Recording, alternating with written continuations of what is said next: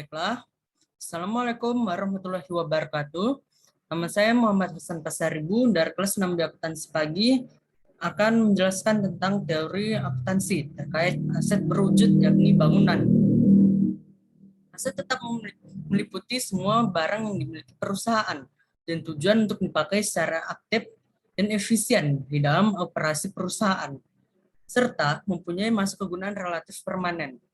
Aktiva tetap berwujud yang mempunyai masa kegunaan yang terbatas harus didepresiasi sama masa kegunaannya dan disajikan dalam neraca sebesar nilai bukunya atau harga perolehan dikurangi dengan akumulasi depresiasinya.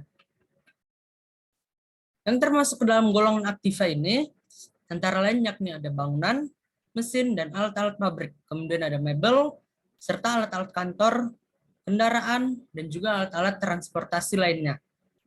Juga di dalamnya ada termasuk alat kerja bengkel, serta aktiva sumber alam. Sedangkan aktiva tetap berwujud yang mempunyai masa kegunaan tidak terbatas, disajikan di dalam neraca sebesar harga perolehannya. Bangunan sendiri memiliki alasan tersendiri menjadi aset tetap berwujud.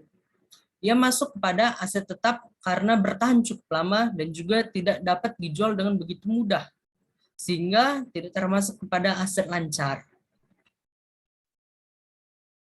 Masalah utama dalam akuntansi aset tetap khususnya bangunan adalah penentuan harga perolehan aset tetap. Pengeluaran-pengeluaran selama masa kegunaan aset tetap, penyusutan aset tetap, penghentian aset tetap, penyajian aset tetap di dalam laporan posisi keuangan. Dalam memperoleh aset tetap, perusahaan dapat menempuh dengan beberapa cara, yakni pembelian tunai, pembelian kredit ataupun angsuran, tukar tambah, hadiah, maupun donasi. Aset tetap yang digunakan ada kalanya diberhentikan penggunaannya. Hal ini disebabkan oleh beberapa keadaan dan alasan. Di antaranya penjualan aset tetap, pertukaran aset tetap lainnya, dan berakhirnya masa manfaat serta perlu diganti beberapa waktu kemudian setelah masa penggunaannya dimulai. Adapun cara untuk menyelesaikan masalah terkait pencatatan cara hitung dari aset tetap berwujud bernama bangunan ini, yakni dengan beberapa cara. Yang pertama yakni metode garis lurus atau straight line method. Metode yang pertama ini paling sering digunakan dalam akuntansi untuk menjaga beban penyusutan tetap konstan dan simple sepanjang usia ekonomis asetnya. Ada dua rumus yang dapat digunakan dengan menggunakan metode ini, yakni dengan menggunakan residu dan juga tanpa menggunakan residu. Untuk rumus yang menggunakan residu, kita bisa menggunakan rumus yakni harga perolehan kita kurangi dengan nilai residu. Hasilnya akan kita bagikan dengan umur ekonomis, maka ia akan menghasilkan penyusutan.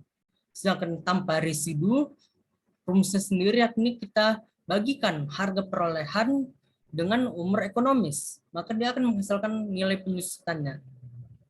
Di sisi lain, metode saldo menurun ganda atau double decline balance method memiliki rumus, yakni harga perolehan dibagi dengan umur ekonomis. Hasilnya akan kita kalikan 2, maka dia memperoleh angka penyusutan. Dan cara terakhir yakni dengan metode jumlah angka tahun atau sum of years digit method.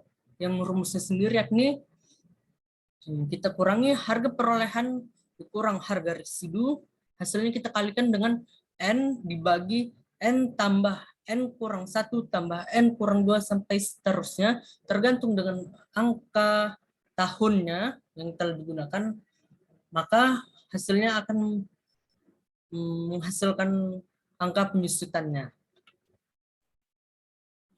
Di bagian yang terakhir, kemudian kita dapat melihat bahwasanya implikasi atau efek atau dampak dari dilakukannya pencatatan aset tetap bangunan lain ini dan tak bukan agar memperoleh pencatatan secara akuntansi yang menyeluruh. Selain untuk keperluan akuntansi dan dilakukannya pencatatan aset bangunan, pihak perusahaan dapat mengetahui kapan mereka perlu mengambil tindakan terhadap bangunan atau gedung yang mereka gunakan tersebut. Di sisi lain juga, pihak perusahaan atau pemilik bisa menentukan keputusan di masa depan terkait pencatatan ini, yakni terkait apakah bangunannya akan dijual atau direnovasi atau tersedia alternatif lainnya. Yang tentunya ini amatlah penting bagi keberlangsungan gedung itu sendiri. Baiklah, sekianlah dari pemaparan saya. Apabila ada salah-salah kata atau kekurangan, harap maklum dan diharapkan komentarnya di kolom bawah agar saya bisa memperbaiki pemaparan saya menjadi lebih baik. Sekian dari saya. Wassalamualaikum warahmatullahi wabarakatuh.